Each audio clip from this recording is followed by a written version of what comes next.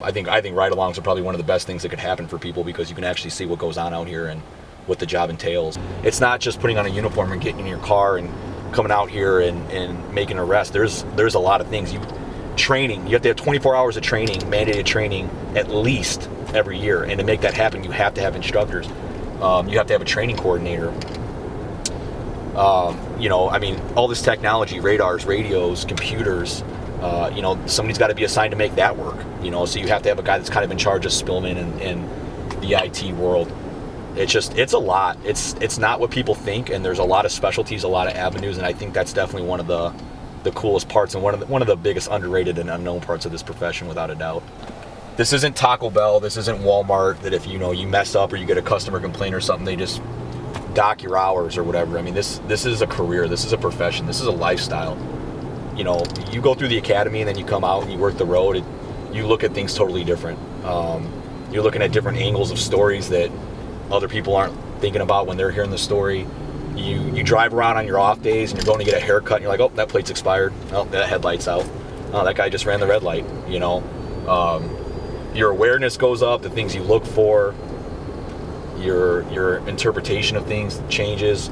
You go to restaurants, you want to make sure you can see the door, you can see who's walking in and walking out. That's not something that you do in a job. That's something you do in a career, a profession, a lifestyle. Oh man, pay attention. Scoot over, thank you.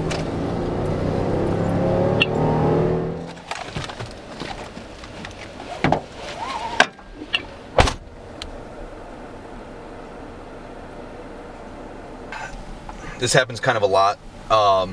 Information that maybe comes out to us isn't always the most accurate.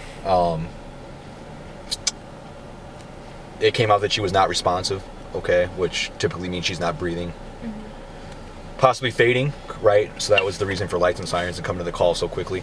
And then as I was kind of approaching, I could see her moving. Your assigned call has been updated.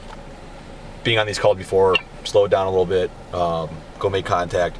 She was having stomach pain, and there's a language barrier. The son was doing a lot of the translating for us.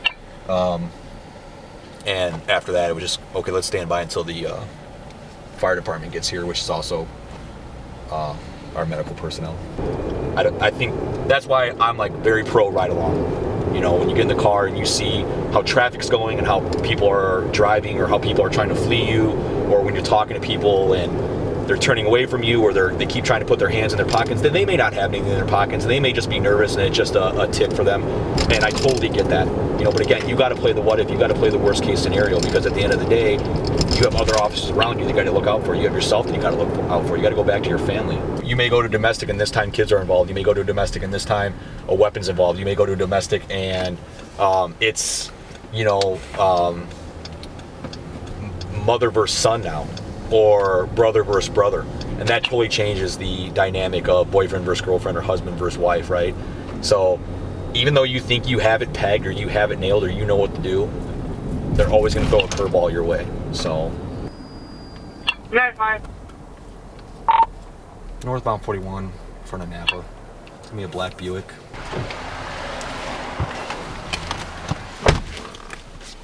Okay.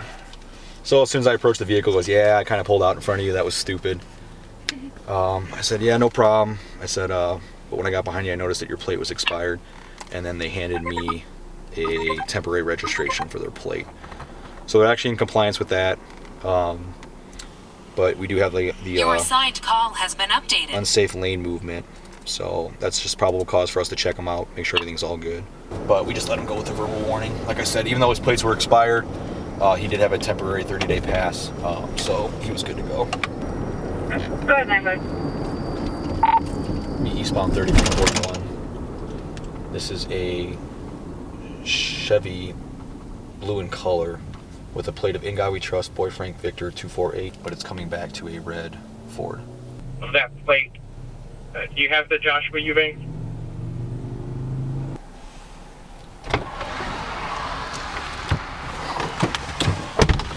Okay, so the plate comes back to a red Ford. This is obviously a blue Chevy.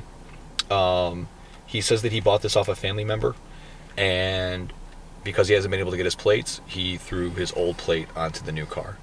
You're actually allowed to do that if you have bill of sale or title, and you can do it up to 45 days. So we're going to see what we're dealing with here by checking him out. Southbound 209, you sent a hook to this location. Yeah, for standard. All right, Josh, how long? When they're going to fly that, I believe it's an all-wheel drive body. All right, so Yeah.